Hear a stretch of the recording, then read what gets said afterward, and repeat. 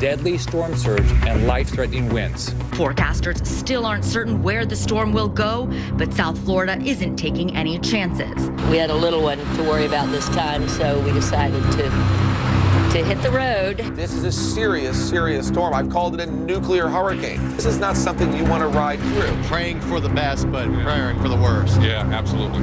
Wiped us out of flashlights, they wiped us out of tarps. We don't have anything.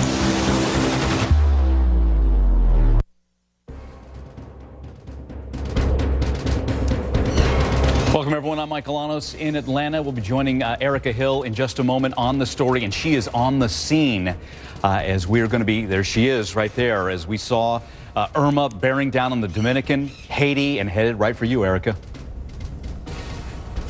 That it is, and preparations underway as they have been for a number of days, but now we are starting to reach a fever pitch, Mike. I'm here in Miami Beach, and in just a moment you're going to hear from the mayor of this city. Mandatory evacuation underway here. Are people heeding that call? We'll ask the mayor himself. We already know 31,000 people have evacuated from the Florida Keys, and the governor has been very clear, Mike. If you are not getting out, you are on your own. That is a dangerous place to be. The hospitals are being evacuated. No guarantee of any services if people choose not to leave. And Mike, I know you have an update as these numbers and these statistics, which are so important as we look at the sheer scope and size of this storm, as they help to put things in perspective, Mike. Yeah, let's get everybody caught up. We'll get it right back to you, Erica. I know you have the mayor of Miami Beach. So here's what we know at this hour. Hurricane Irma is expected to hit Florida Sunday. The National Hurricane Center has now issued hurricane watches for parts of the Florida Keys and South Florida, includes Naples, Miami, Fort Lauderdale, West Palm Beach. There have already been at least 6 confirmed deaths left in the wake of Irma, including an infant. This after Irma pounded the islands in the Caribbean. What used to be paradise, it's destroyed. Prime Minister of Barbuda says the country is, quote, barely habitable. Irma passed just over the northern coast of Puerto Rico, but the island is still dealing with massive power outages and flooding. About 1 million people still without electricity. And in Florida, evacuation orders have been issued. An estimated 31,000 alone have left the Florida Keys. Traffic slow going, getting out of there. Hefty traffic delays all the way up to Georgia on I-75. Right side of your screen, moving quickly. That's headed south. Erica, back to you. All right, Mike, we'll take it here. Thank you. I'm joined now by Philip Levine, the mayor here of Miami Beach. You and I spoke yesterday before I made way down here. It is a beautiful day. We have seen people out and about. I saw people swimming earlier this morning. You want them gone. Are they listening? Absolutely. And Eric, I got to tell you, driving all over the city, it's getting quieter and quieter. It's becoming a ghost town, which is a good thing. I never thought I'd have to say we don't want you to come to Miami Beach. We want you to leave Miami Beach. But I'm saying it now, and I think they're listening. They're starting to listen, but getting in and out can be tough. As I heard you say earlier today, there are 4 points in and out from Miami Beach. What's the traffic like? So far, so good. We're having a clear exit going on right now. Just spoke to our police chief, and so far it's looking good. People are getting out calm, orderly. It's been a very good transition. Of course, tomorrow, tonight, we expect more and more people to leave. We need them to leave. What's the last possible moment for people to leave? For people who are sitting there and saying, I'm not sure, I can wait a little longer, can they? Well, I don't think so, because what's going to end up happening, of course, is people start to realize, and it dawns upon them how strong those winds are. That'll be too long. It'll be too far gone. They won't be able to leave their houses.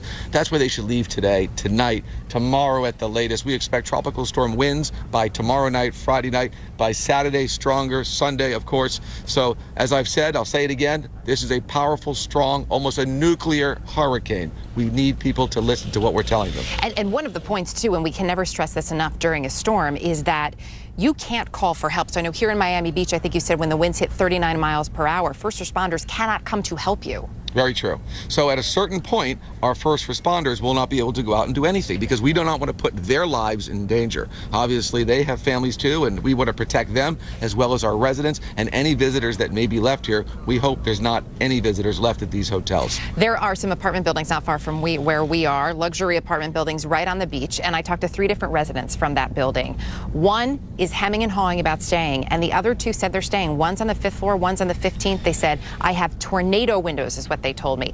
This is not going to get through them. And I said, are you sure about that? And they said, I'm confident. What do you say to them? Well, let me tell you what's going on. A lot of the condominium management right now is shutting down their water, shutting down their power, shutting down their electrical systems, shutting down their air conditioning systems. So at that point, it will be very uncomfortable for them. And that's a message. It's time to go. We're very concerned about the storm surge. As you know, we have no idea. It can be very, very high, 5 feet, 3 feet, 15 feet, as high as 20 feet. This is incredibly dangerous. I don't care what floor you're on.